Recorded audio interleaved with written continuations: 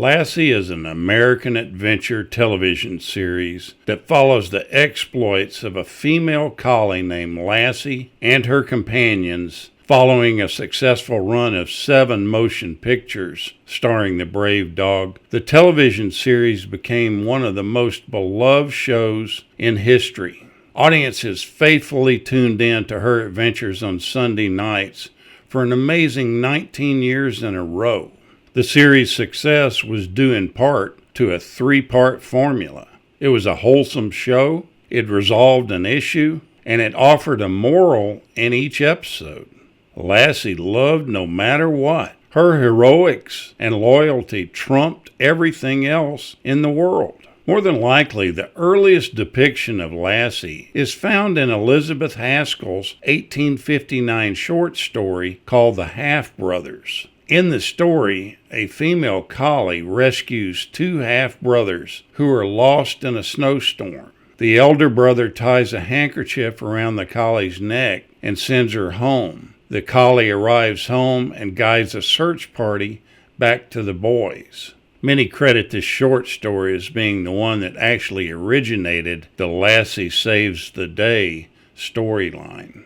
Some 56 years later, a World War I true story would further serve as inspiration for the stories of Lassie. A crossbred border collie kept licking a soldier who was supposedly dead. She also cuddled next to his body for more than half an hour. Eventually the soldier moved because the warmth of the dog's body had stirred him back to consciousness. That sailor, John Cowan, fully recovered and returned to thank everyone who saved his life, including the dog. The story soon spread worldwide and inspired everyone who heard it. In 1938, Eric Knight wrote a short story called Lassie Come Home. He is recognized as the creator of the fictional character Lassie.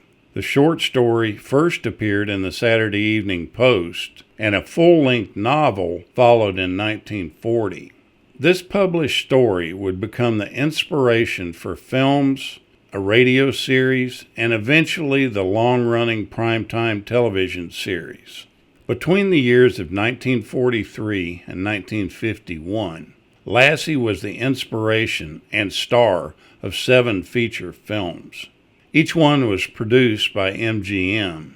With the completion of the 7th film in 1951, the studio planned no further films for the Lassie character, or Pal, the dog who actually portrayed Lassie. In lieu of $40,000 back pay owed to him by MGM, Pal's owner, trainer Rudd Weatherwax, was given all rights to the Lassie trademark and name.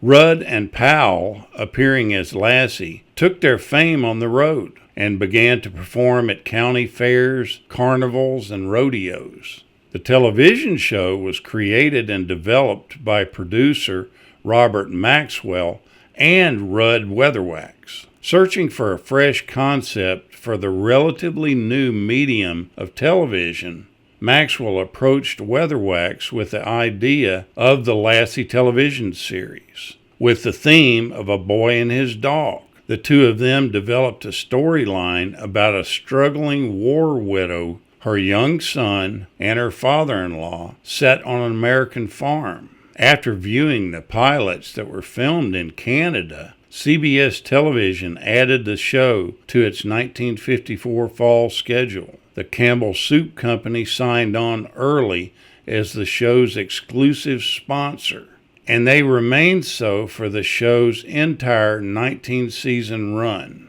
3 years later, Jack Rather, owner of the hit television series The Lone Ranger, purchased all the rights to the Lassie television show for $3.25 million. More than likely, the 2 most recognizable human faces from the Lassie television series are those of June Lockhart and John Provost. Though their faces may be those that we're most familiar with, neither were the only nor the first to portray their roles on the small screen. Broadway and film star Jan Clayton was hired for the role of the farm widow Ellen Miller.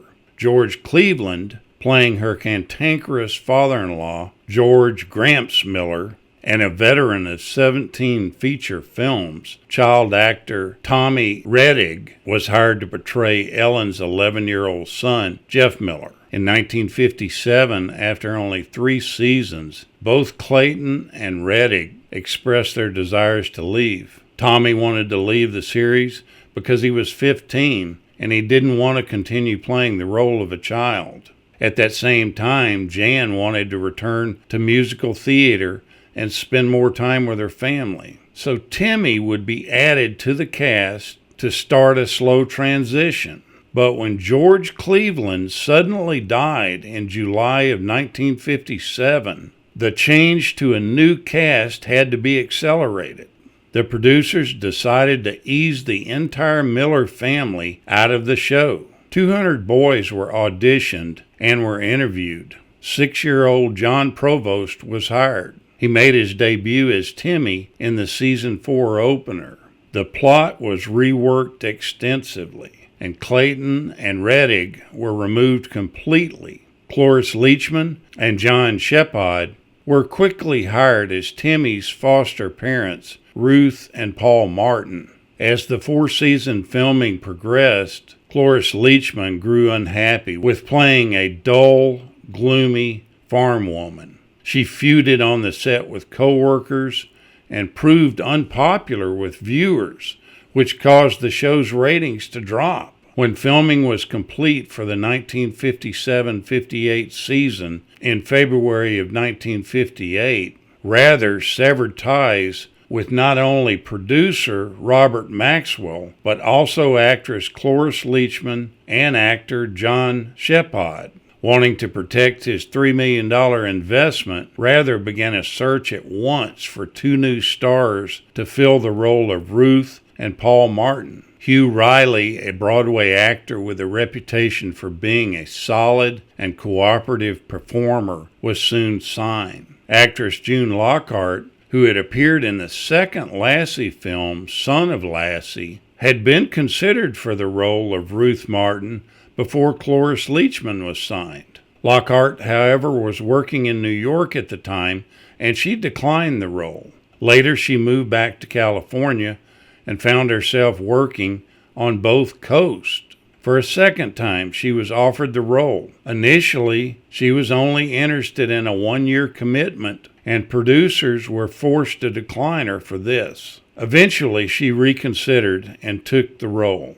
John Provost was actually a veteran performer by the time he won the role of Timmy Martin. He was just 3 years old when he was cast as Jane Wyman and Sterling Hayden's son in the film So Big in 1953. John was not quite 3 years old, and the way he secured that first movie role just happened on a fluke. His mother had read in the LA Times that Warner Brothers was looking for a blonde boy between 2 and 3 years old to be in a movie starring Jane Wyman. Now, Jane Wyman was his mother's idol. His mother thought that if she took him to the audition, she was going to be able to meet and get an autograph from Jane Wyman. That was really the only reason that she took John to the audition.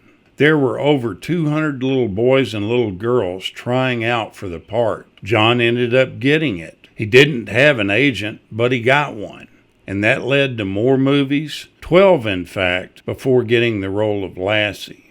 The producers of the series expressed concern about how John would get along with Lassie. It was an on-screen relationship that just couldn't be faked. Fortunately, John had grown up with farm animals and dogs, so it was decided that he would stay with Rudd Weatherwax, the owner of Lassie, for 2 to 3 days, just to see how he and the dog would get along together. They obviously bonded, because for the next 7 seasons, audiences grew to love Timmy, his invincible collie, and their adventures together. Now, all the dogs portraying Lassie have been male. A female collie was playing the lead in the movie Lassie Come Home, but while trying to film a location shoot around some rushing water and rapids, The female collie really got spooked and wouldn't negotiate that area. Rudd Weatherwax's collie Pal was substituted and not only stole the stunt, but won the role. Weatherwax continued to use male collies in the roles for two reasons. One was that during the time that most of the television and movie episodes were being filmed was when collies shed their coats. Since the male has thicker fur, he does not look so scrawny during the filming. The second reason was that Lassie fans think of her as a big, heroic dog. Female collies are usually 10 to 15 pounds lighter than their male counterparts. Therefore, a male dog playing Lassie would look more impressive. Powell played Lassie throughout 7 feature films and the 2 pilot episodes. Following his passing, his son, Lassie Jr., and 4 grandsons, Spook, Baby, Meyer, and Hey Hey, portrayed the role until the end of the television series 19 years later. Lassie is one of only 3 actual animals to receive a star on the famous Hollywood Walk of Fame. Lassie truly was the dog that loved no matter what. Thank you so much for watching, and we'll continue to chase the classics.